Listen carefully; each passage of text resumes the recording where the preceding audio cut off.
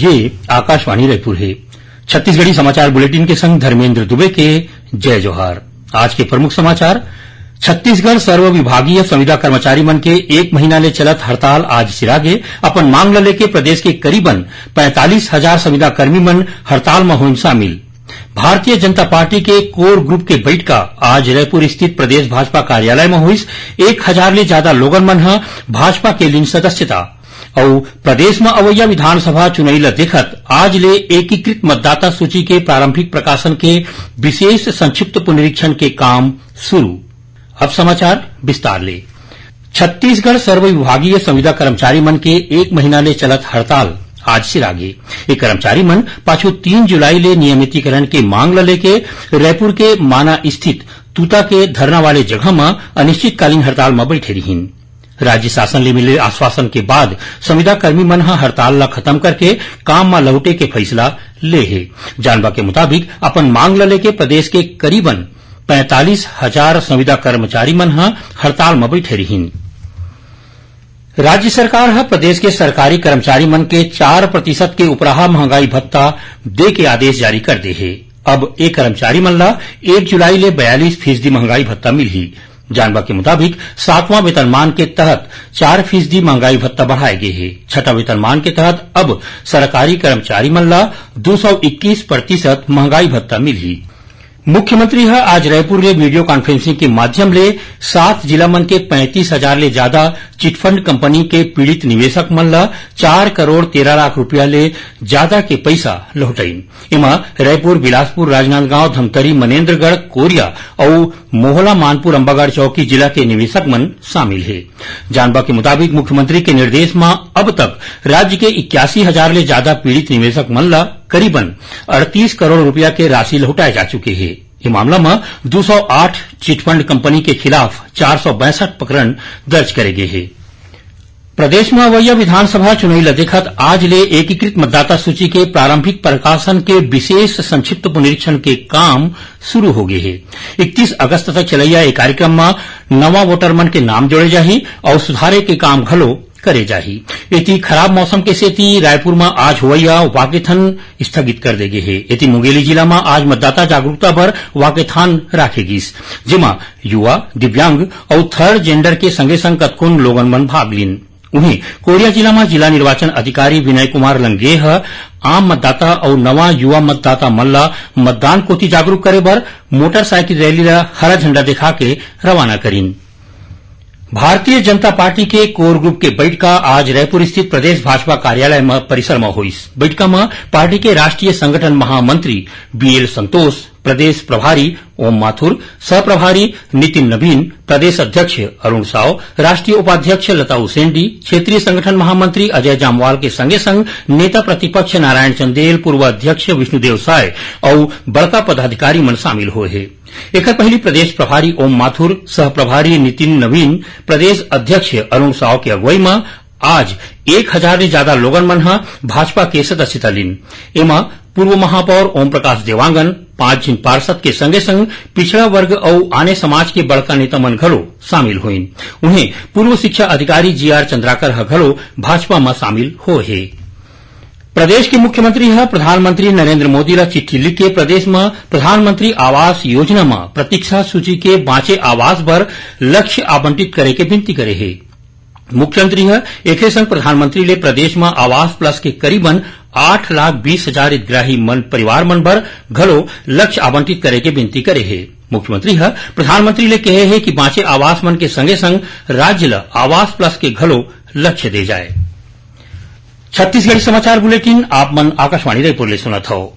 छत्तीसगढ़ के खबर ले है आपके वास्ता और खबर के विश्वसनीयता ले है हमार वास्ता।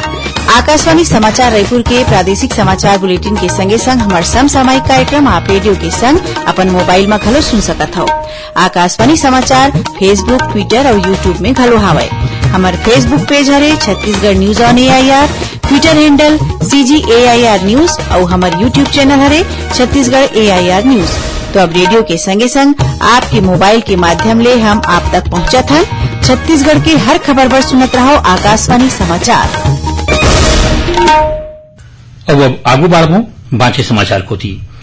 अंगदान को लोगन मन ला जागरूक करे बर प्रदेश में काली 3 अगस्त के भारतीय अंगदान दिवस महोत्सव मनाया जात है। राष्ट्रीय स्वास्थ्य मिशन हा ए बारे में जम्मू जिला के मुख्य चिकित्सा और स्वास्थ्य अधिकारी के संगे संग राज्य स्वास्थ्य संसाधन केंद्र के संचालक मन ला ए बारे में दिशा निर्देश दे है। संचालक चिकित्सा शिक्षा हा घलो जम्मू सरकारी मेडिकल कॉलेज के डीन मन ला चिट्ठी लिख के ए आयोजन के निर्देश दे है। जानबा के मुताबिक केंद्रीय स्वास्थ्य मंत्रालय है अंगदान के प्रति लोगन मन ला जानबा देबर और एखर ले जुड़े संशों ला दूर करे बर जम्मू राज्य मन में काली अंगदान महोत्सव मनाया जाथे। केंद्र सरकार है 13 ले 15 अगस्त के बीच हर घर तिरंगा अभियान चलाही। एला देखत इंडिया पोस्ट हर घर तिरंगा उत्सव मनाए बर देश भर में 1,60,000 पोस्ट ऑफिस के माध्यम ले राष्ट्रीय झंडा के बिक्री करही। संगे संग ई पोस्ट ऑफिस सुविधा के माध्यम ले घरो राष्ट्रीय झंडा पिसाए जाही। गरियाबंद जिला के कुल्हाड़ी गांव के तीर भालू डिग्गी के जंगल में सुरक्षा बल और माओवादी मन के बीच मुठभेड़ हुए है। फिर एमा कोनो के हताहत होए के खबर नहीं मिले है। जिला के पुलिस अधीक्षक अमित तुकाराम कांबले है बताइन कि गांव भालू डिग्गी ले 4 किलोमीटर दूरिया बांस पेड़ के जंगल में माओवादी मन के कैंप होए के सूचना मिले के बाद सीआरपीएफ और जिला पुलिस के संयुक्त टीम सर्चिंग में निकले रहीन। इसी दौरान सुरक्षा बल मन ला देख के माओवादी मन गोलीबारी शुरू कर दीन। जवान मन घलो जवाबी कार्रवाई करे के बाद माओवादी मन कैंप ला छोड़ के भाग गए। सिडनी में चलत ऑस्ट्रेलियाई ओपन बैडमिंटन टूर्नामेंट में छत्तीसगढ़ के बैडमिंटन खिलाड़ी आकर्षी कश्यप विश्व के 34वां रैंक के खिलाड़ी मलेशिया के गो जिन वेई ला हरा दे है। आकर्षी कश्यप के अवैया मुकाबला देश के स्टार बैडमिंटन खिलाड़ी पीवी सिंधु के बीच होही। उन्हें कनाडा में चलत वेटलिफ्टिंग प्रतियोगिता में बेमेतरा सिटी कोतवाली के पूर्व निरीक्षक अंबर सिंह भारद्वाज 85 किलोग्राम वर्ग में स्वर्ण और रजत पदक पाए है। कनाडा के विनिपेग शहर में चलत ए प्रतियोगिता में अंबर सिंह फ्रांस के खिलाड़ी लहरा के स्वर्ण पदक जीतीन तो उन्हें दूसर कैटेगरी में रजत पदक घलो जीते है। इति दिल्ली में चलत एशियन गेम्स में राजनांदगांव जिला के ज्ञानेश्वरी यादव वेटलिफ्टिंग में 49 किलोग्राम वजन समूह में कुल 176 किलोग्राम वजन उठा के जूनियर सीनियर समूह में स्वर्ण पदक जीते हैं। उन्हें पुरुष वर्ग में यही जिला के जगदीश विश्वकर्मा 96 किलोग्राम वजन समूह में कुल 341 किलोग्राम वजन उठा के कांस्य पदक जीते हैं। डीडी न्यूज महानिदेशालय नई दिल्ली डहार ले दूरदर्शन केंद्र रायपुर के प्रादेशिक समाचार एकांश पर bulletin editor, senior correspondent, videographer, video post production assistant, packaging assistant, copy editor, contented executive, broadcast executive और एंकर कम कॉरेस्पोंडेंट पद में नियुक्ति पर संविदा आधार में ऑनलाइन अर्जी मंगाए गए है। ऑनलाइन अर्जी की आखिरी तारीख 5 अगस्त हवै। अर्जी करैया मन पूरा जानबा प्रसार भारती के वेबसाइट prasarbharati.gov.in में देख सकथे।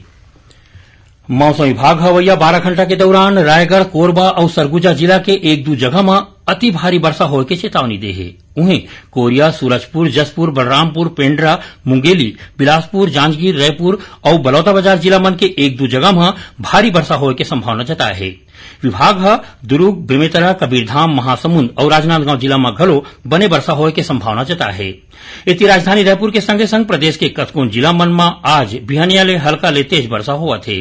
राजधानी में सरलग होवत वर्षा के सेती नीचे के बस्ती मन में पानी भरे जैसन स्थिति बन गई है। आखिर में प्रमुख समाचार एक गांव फिर। छत्तीसगढ़ सर्व विभागीय संविदा कर्मचारी मन के 1 महीना ले चलत हड़ताल आज सिरागे अपन मांग ल लेके प्रदेश के करीबन 45,000 संविदा कर्मी मन हड़ताल में होइन शामिल। भारतीय जनता पार्टी के कोर ग्रुप के बैठका आज रायपुर स्थित प्रदेश भाजपा कार्यालय में होइस। 1,000 ले ज्यादा लोगन मन भाजपा के लिए सदस्यता और प्रदेश में अवैया विधानसभा चुनावी ल देखत आज ले एकीकृत मतदाता सूची के प्रारंभिक प्रकाशन के विशेष संक्षिप्त पुनरीक्षण के काम शुरू। एक संग छत्तीसगढ़ी समाचार बुलेटिन इहे सिरावत है। जय जोहार।